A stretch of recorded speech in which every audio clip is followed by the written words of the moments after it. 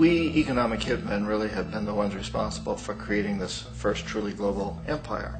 And we work many different ways.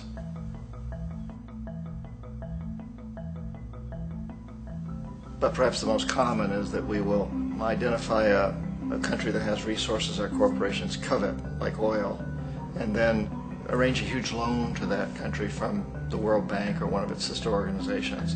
But the money never actually goes to the country. Instead, it goes to our big corporations to build infrastructure projects in that country, power plants, industrial parks, ports, things that benefit a few rich people in that country, in addition to our corporations, but really don't help the majority of the people at all. However, those people, the whole country is left holding a huge debt. It's such a big debt they can't repay it, and that's part of the plan, that they can't repay it. And so at some point we economic hitmen go back to them and say, listen, you owe us a lot of money, can't pay your debt, so sell your oil real cheap to our oil companies. Allow us to build a military base in your country, or send troops in support of ours to someplace in the world like Iraq, or vote with us on the next UN vote.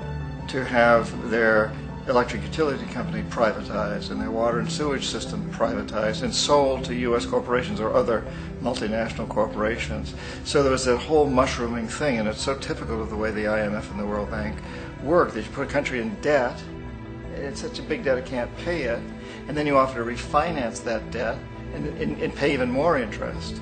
And you demand this quid pro quo, which you call a conditionality or good governance, which means basically that they've got to sell off their resources, including many of their social services, their utility companies, their school systems sometimes, their penal systems, their insurance systems, to foreign corporations. So it's a double, triple, quadruple whammy.